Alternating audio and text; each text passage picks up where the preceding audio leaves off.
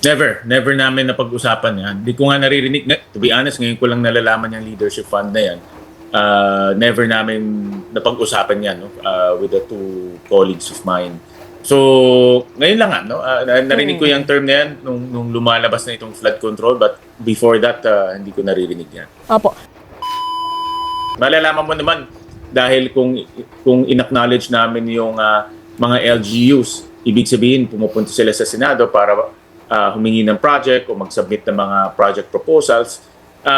Yan naman ay pinapayagan. But mas mahigpit na yung ginawa natin last year. Kung merong mga ganyan, dapat merong mga provincial resolution, city resolution, or municipal resolutions, may program of work, hinihingan rin ng, as much as possible, hinihingan rin ng RDC at ng feasibility study. Meron silang conversation with the President. So, hindi ko alam po ano yung goal ni Secretary Bonoan. Kung yan ba ay meron ba talagang ganyan, o yan ba ay ilan lang ang nakakaalam, o yan ba ay parte yan ng kanyang legal strategy, hindi klaro sa akin. Sir, simulan po natin yung panayam dito po sa tinatawag na Leadership Fund. Ang claim nga po ni dating DPWH Secretary Manuel Bonoan ay mayroong leadership fund para sa mga senador. At ito raw po ay 24 billion pesos na madidivide into 500 million pesos or even up to 1 billion pesos per senator. Anong reaction po ninyo dito, sir? Especially as Senate President. Well, Victoria, ako 10 years na ako sa Senado at never ko pa narinig itong leadership fund. At never rin ito in-offer sa akin, whether sa DPWH or anyone from the Senate. Narinig ko lang to be honest about it, kay dating yumaong Yusek Cabral. Meron siyang mga sinabing ganito. I think lumabas to sa isang privilege speech ni Senator Lacson, if I'm not mistaken. Nagkaroon ng privilege speech si Senator Lacson, lumabas yung the term leadership fund, at lumabas doon yung pangalan ni Yusek Cabral. Doon ko lang siya narinig, no? I think that was last year. But ako personally, wala akong naririnig na ganyan in my 10 years in the Senate. But having said that, nagsalita na yung ating bagong finance chair na hindi niya tatanggapin yung ganyan this coming budget cycle. Last budget cycle, no, ako yung finance chair, wala rin kaming ganyan na arrangement. So lahat ng amendments natin ay pinopropose on the floor or pinopropose sa committee at ina-upload natin lahat sa website. Opo. Nakausap niyo po ba, sir, si Senator Mig Zubiri at si na di umano ay nakausap ni Bonoan para sa 13.29 billion pesos na leadership fund for 2024 at si Senator Cheese Escudero na di umano rin ay nakausap ni Bonoan for 2025 budgetary allocation naman na leadership fund. Although sabi niyo nga po wala kayong narinig na ganyan, pero kayo po bang tatlo as the two are former Senate presidents, may napag-usapan po kayo? Never namin napag-usapan yan. Hindi ko nga naririnig, to be honest, ngayon ko lang nalalaman yung leadership fund na yan. Never namin napag-usapan yan, no? With the two colleagues of mine.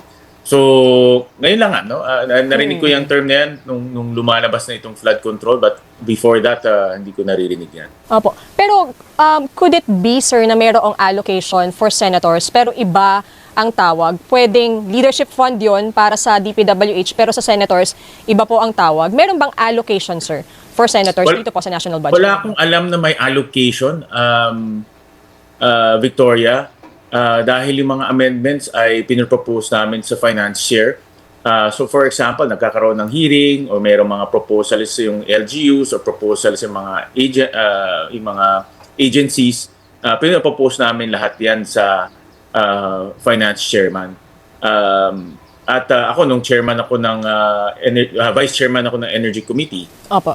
So diba, ang aking kausap parati mga DOE, ERC at yung mga proposals nila binibigay ko sa finance chairman.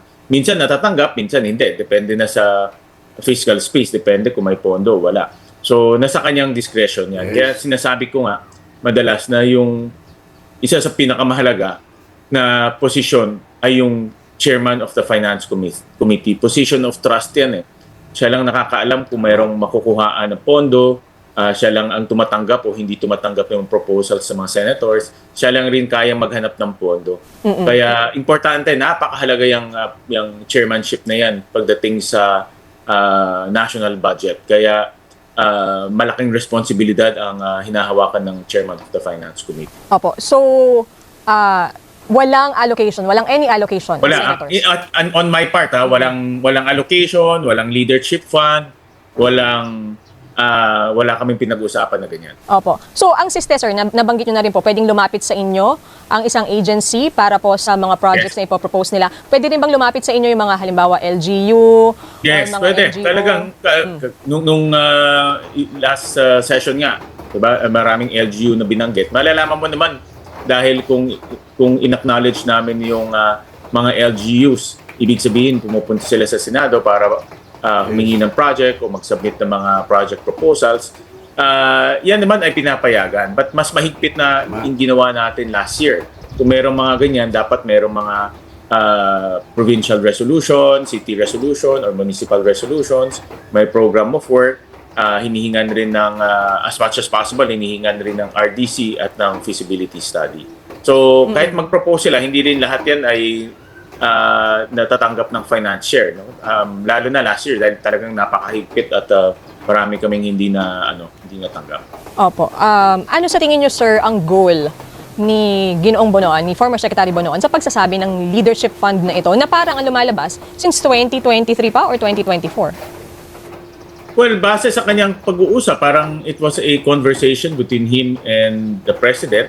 So, sinasabi niya para hindi, I think the context doon parang meron silang conversation with the President. So, hindi ko alam po ano yung goal ni Secretary Bonoan.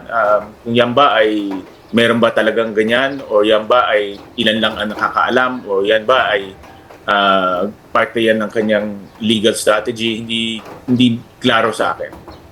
Pero as Senate President, sir, ano ang masasabi nyo na nadadrag na naman ang Senado sa ganitong usapin ng insertions, amendments? Kaya we have to take note, no? At tutuwa nga ako dahil si Senator JV ay kaagad nag-responde at sabi niya hindi niya papayagan. So we have to take note yung mga ganyan. Ang hindi kasi maganda sa mga ganyan, kung meron ng let's say pre-arrange na mga pondo, baka rin may pre-arrange na usapan sa mga contractors. Ang nagiging problema kasi yung pre-arrange na usapan sa contractors kasi may pondo na eh. Alam mo, may pondo na. So, ikaw ngayon ay may kapangyarihan over that fund. At kung mayroong kapangyarihan ka over that fund, ina-allocate mo yan sa mga favorite contractors mo na hindi tama. No? So, kaya nga nasabi namin doon sa, kung napakinggan mo yung usapan on the floor, na magpropose ng amendments, hindi ibig sabihin na kakausapin mo yung contractor at sa'yo yung project. Those amendments ay para sa LGU, para sa mga ahensya, hindi para sa sarili mo.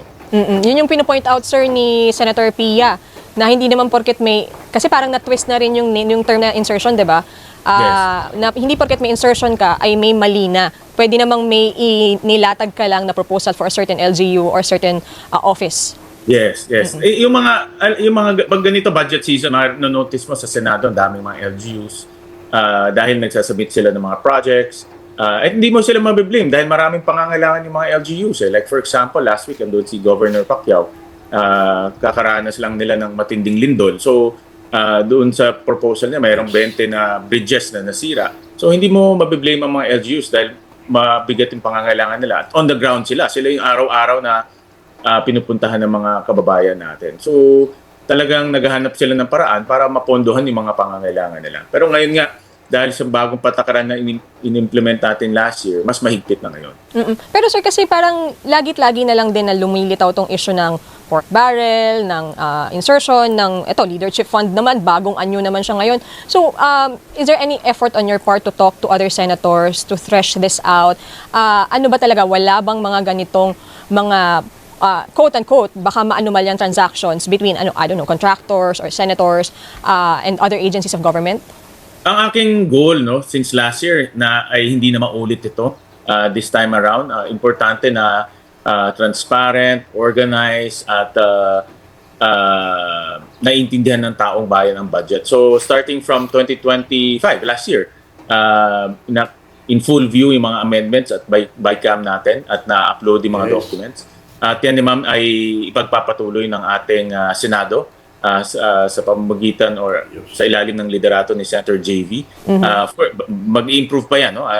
Ako naniniwala na mag-improve pa yung mga transparency measures natin moving forward. So, ang goal namin, hindi na maulit yan at maging transparent at alam ng taong bayan kung ano yung ipinapasok sa budget. Okay. At ang budget, sir, magsa-start ng August 27, tama? Deliberations po? Yeah, ang DBCC will start August 27. Ngayon, nag-uumpisa na yung analysis. In fact, ako personal, ina-analyze ko na rin yung budget. So, mag-uumpisa na yan formally August 27.